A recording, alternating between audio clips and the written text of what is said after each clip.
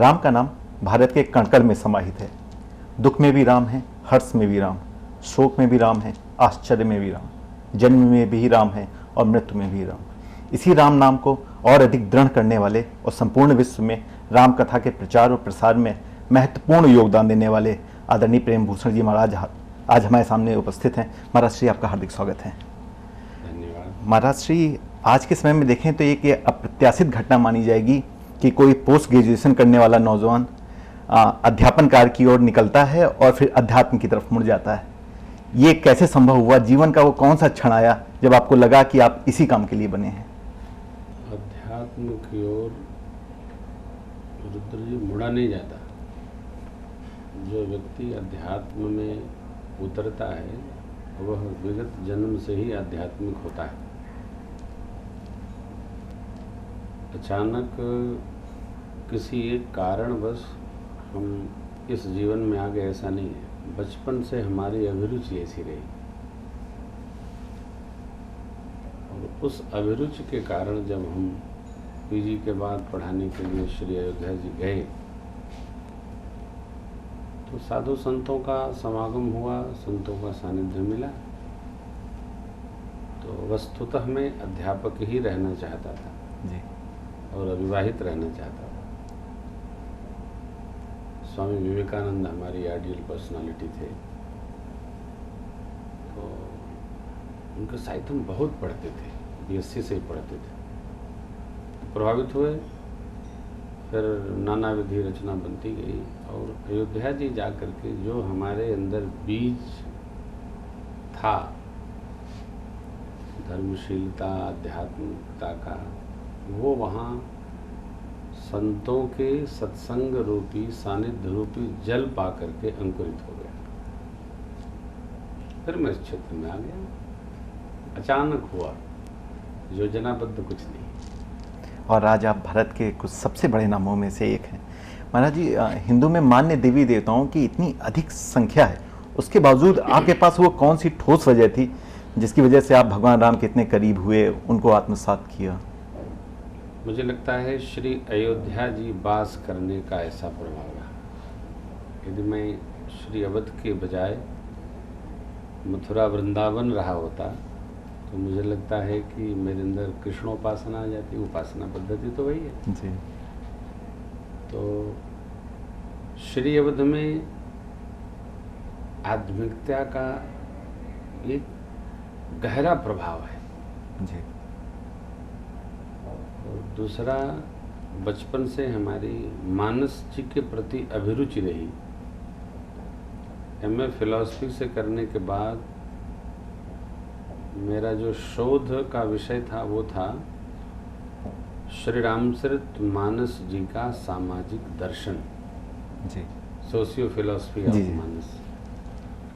तो मुझे लगता है कि जो मेरी अभिरुचि रही और श्री अयोध्या जी में मानस का अद्भुत प्रभाव है, श्रीमद् वाल्मीकि का कम है, तो उस प्रभाव के कारण भी है। दूसरा, मुझे न बहुत गहरा पढ़ना आता है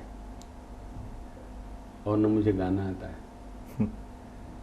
तो सरलता से क्या प्राप्त हो जाए और सहजता से क्या मिल जाए, उस मार्ग को, वो अवस्था ही तो आप जानते हैं। पोस्ट ग्रेजुएशन आप इस क्षेत्र में हैं तो समझते हैं कि इन 2-3 क्षेत्रों को आदमी कैसे चुनता है जी।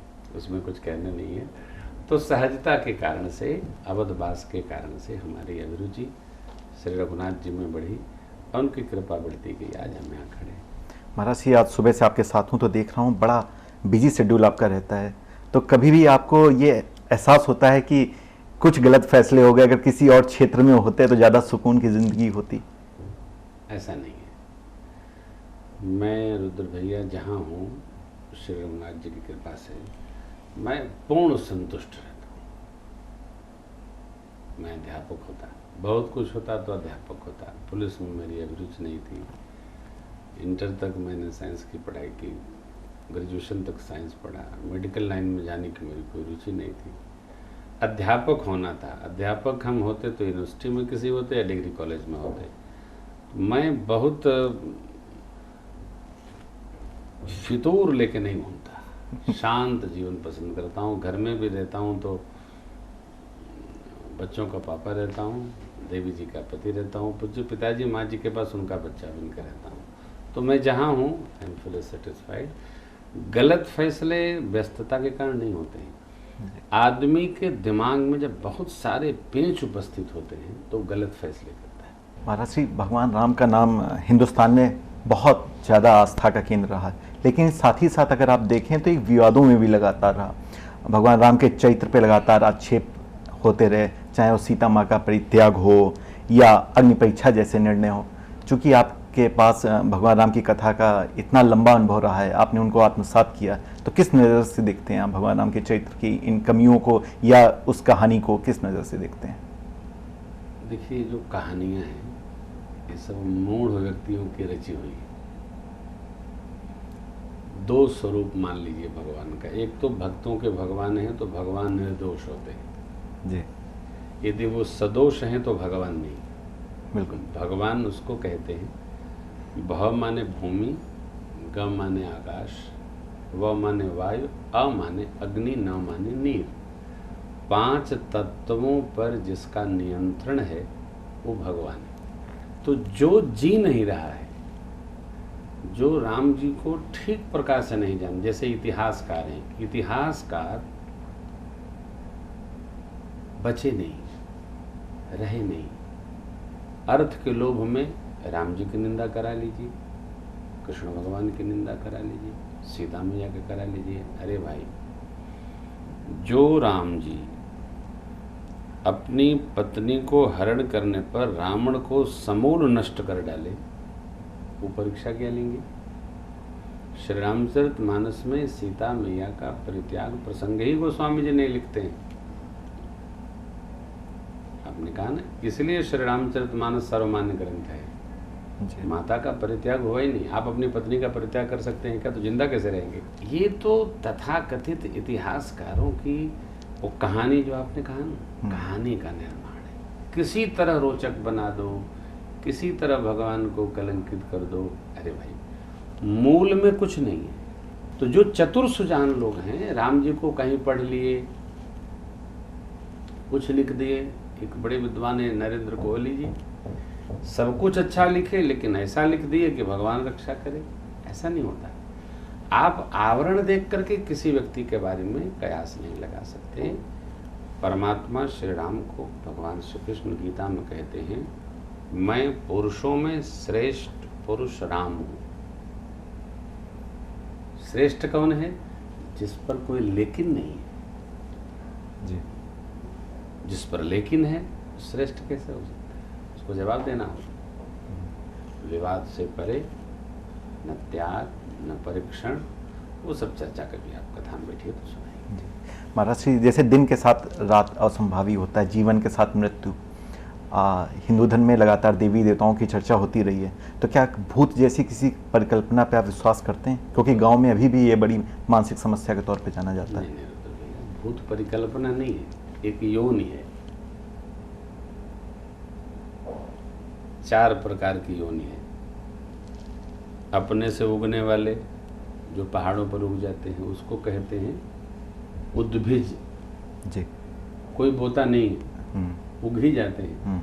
गेहूं के खेत में एक कोई घास उग जाती है, तो घास किसने बोया? धान के खेत में धान के साथ एक जंगली धान उग जाता है, किसने बोया? प्रकृति ने। जी। प्रकृति ने अपने आंचल में बहुत सारी सामग्री ले रखी है। दूसरा है स्वेदज, सिर में जुआ किसने बोया? घर में चूहा किसने बोया? किचन में कॉकरोच किसने रोपा? ये पसीने से उत्पन्न होने वाले हैं, इनको स्वेदज कहते हैं। ठीक है जी। उद्भिज, स्वेदज, अंडज, अंडे से उत्पन्न होने वाले जीव। इसके बाद है जो माँ के अंग से जरायुज, पशुओं के, माताओं के, जिनमें जरायु लगा होता है ऊपर से, जिसको बाद में नरछेदन बोलते हैं, किया जाए। ये 4 खानी है। उसी प्रकार भैया जी एक योनि है प्रेत योनि। इसकी परिकल्पना नहीं है, ये यथार्थ है। एक्सीडेंट हो गया तो वो प्रेत योनि में प्रवेश करेगा। अचानक मृत्यु जिसकी होती है एक्सीडेंट से, कोई छत से कूद गया, पंखे में लटक गया, उसकी मृत्यु नहीं आई, वो जबरन मरा, उसी को कहते हैं अकाल मृत्यु। जैसे देव योनि है, मनुष्य योनि है, उसी प्रकार एक योनि है प्रेत योनि, जो शिव बाबा के चेला चपाटी है जी। ये है। तो भैया जी एक प्रेत योनि है, और यह प्रेत योनि सर्वमान्य है। इसका गरुड़ पुराण में बड़ा विस्तार से वर्णन है। महाराज जी, हालांकि आपका क्षेत्र अध्यात्म है, लेकिन फिर भी चूंकि आप समाज से निरंतर संवाद करते रहते हैं राम कथा के द्वारा, तो भारत देश ने अपने लिए एक नई सरकार चुनी है हालिया वर्षों में। कैसे देख रहे हैं आप, ये सरकार कैसे काम कर रही है, या समाज बेहतर हो रहा है, देश की सीमाएं सुरक्षित हो रही हैं? आशा तो लोगों को बहुत है, और आशा है तो फलेगा। मैं विशुद्ध आध्यात्मिक व्यक्ति हूँ। हाँ, ग्रेजुएट होने के नाते थोड़ा चिंतन करते रहते हैं, कभी कभी समाचार दर्शन करते हैं तो दिखाई पड़ता है लोग बड़े आशान्वित हैं। और जब कोई व्यक्ति कुछ करना चाहता है तो प्रजा उसका साथ देती है। सरकार के आने के बाद से कुछ आशाएं बधी हैं, कुछ काम हो रहे हैं, लग तो रहा है। राघव जी से प्रार्थना है कि और हो, क्योंकि आदरणीय मोदी जी गुजरात में जो व्यवस्थागत मेरेकल किए हैं, मैं कई बार गया हूँ जी। तो हम सबको अपेक्षा है कि यहाँ भी पूरे देश में होगा। उसी प्रकार सबसे बड़ा काम मोदी जी ने जो किया, हमारे प्रधानमंत्री ने, कि प्रजा से अपना संवाद बनाया। और इस कारण बताते हैं शायद लाखों पत्र उनके पास महीने में पहुँचते हैं जी। तो प्रजा से जब संवाद बनेगा तो प्रजा का दुख सुख उन तक पहुँचेगा। हम लोगों का अनुशासित जीने का स्वभाव नहीं है, इसलिए मोदी जी थोड़े कुछ लोगों को बुरे भले लग रहे हों, निष्पक्ष बात पे कर रहा हूँ, लेकिन जो अनुशासित है उसको काम करने में सरलता रहती है, कोई टेंशन नहीं। तो मुझे ऐसा लग रहा है कि धीरे धीरे हमारा स्वभाव बनेगा और भारत वर्तमान को देखते हुए एक अपने दिव्य स्वरूप में उपस्थित होगा, ऐसा मेरा भरोसा है। महाराज जी, मेरी व्यक्तिगत सोच है, मैं आपको एक व्यक्ति के तौर पे नहीं बल्कि एक संस्था के तौर पे मानता हूँ कि आपके पास इतना बड़ा अनुभव है। अब जबकि आप हमारे शो में हैं, हमारे सामने हैं, तो मेरा ये पूछना जायज़ है कि आज की नौजवान पीढ़ी के लिए, नई पीढ़ी के लिए आप उन्हें किस नज़र से देखते हैं, या आप अपने अनुभवों से उनको क्या वो मार्ग बतलाना चाहेंगे, वो सीख देना चाहेंगे, जिससे वो बेहतर बन सकें राष्ट्र के लिए, समाज के लिए, अपने परिवार के लिए? 3 बातें अति महत्वपूर्ण हैं। पहला, कोई भी नौजवान विचारों में विकार से बचे।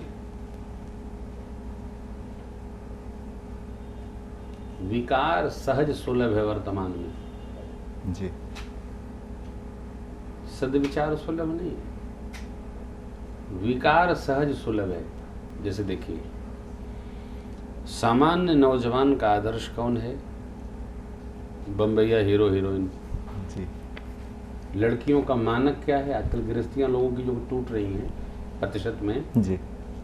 मानक है वो हीरो जिसका चरित्र नहीं है लड़कों का। लड़कियों का मानक वो हीरोइन है जो खुद चरित्रहीन है।